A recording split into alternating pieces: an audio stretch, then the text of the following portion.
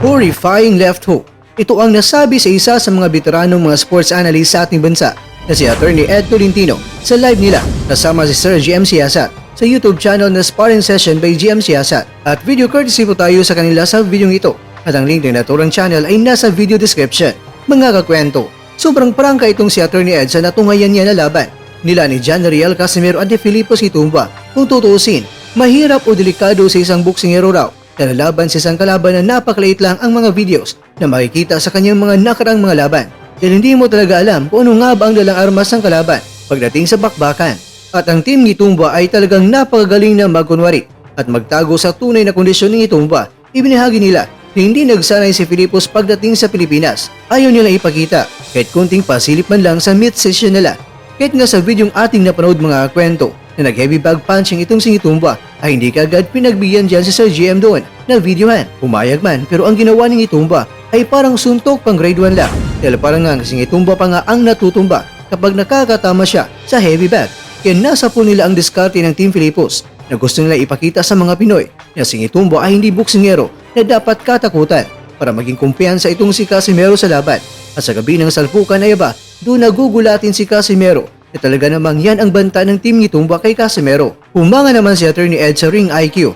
Mautak talaga si Casimero dahil ang mga diskarte niya daw sa laban ay doon na mismo sa laban niya nag-a-adjust kung nag-iisip kung ano nga ba ang diskarte niya na gagawin para talunin itong si Tumba. Akala nga nila na itigil na ng referee na si Danrex Sabdasat ang laban sa round 6 dahil nakatayo nga si Tumba pero parang nag-spaghetti pababa naman. May mga referee na itigil na yon dahil syempre may round 6 pang paparating lalo pang mabugbog si Tumba. Pero sino nga bang nag-aakala na nakarecover pa itong si Tumba at umabot hanggang sa huling round? Pero ganun pa man, nasabi nila na mabuti na rin na ganun ang nangyari dahil ang 12 rounds na ganung uri ng bakbakan talaga ang kinakailangan ni Casimero dahil matagal din itong nakalaban sa medyo mahabang bakbakan. Pero ganun pa man bumilib si Attorney Ed Tolentino sa lakas ni Casimero na taglay niya dahil kahit sa Super Bantamweight Division ay aba, nandun pa rin ang lakas ni Casimero na kaya niyang magpatumba ng kalaban.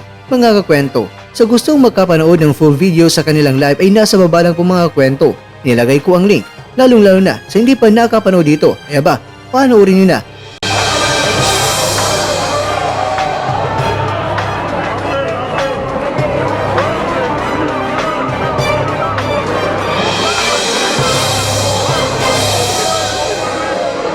Samantala, ang susunod na misyon ni Gio Santissima ay talunin ng Japanese fighter na si Hayato Tsutsumi ngayong May 31 para sa Oriental and Pacific Boxing Federation Featherweight title na gaganapin sa Korakuen Hall sa Tokyo, Japan.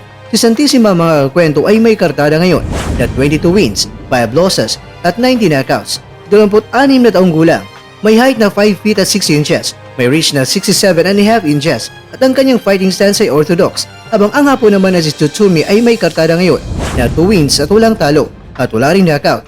5 feet and 7.5 inches ang height at may fighting stance na orthodox. Bago pa lang ang hapon na ito na naging pro sa boxing, pero kung sa amateur mga kwento ay talagang subok na ito dahil kung tutuusin, ayon sa Cebu Daily News, siya ay isang gold medalist sa 2016 Youth World Championship sa Russia at may amateur record na 88 wins, 6 losses at 26 knockouts. Kaya naman, masusubukan talaga dito ang ating kababayan.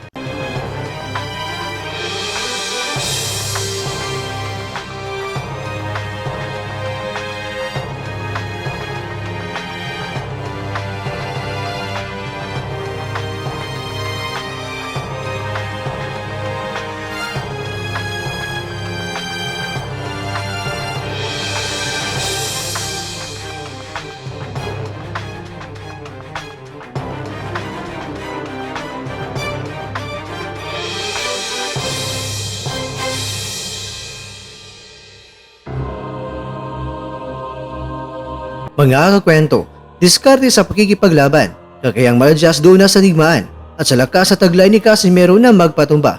Naipakita niya ito sa laban niya kay Tumba. Ito ang nakakabilib na ipinakita niya kay Tumba. Kay Gio Santissima, huwag kang magpatalo sa singkit na yan, idol. Alam namin kayang-kaya mo yan. Kaya naman, good luck sa paparating mo na laban. Sana ay maiuwi mo ang titulo pagbalik mo sa ating inang bayan.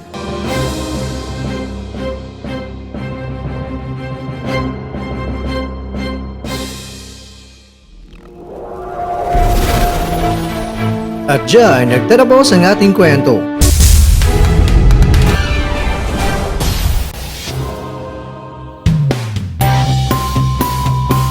Maraming salamat mga kakwento sa inyong panonood.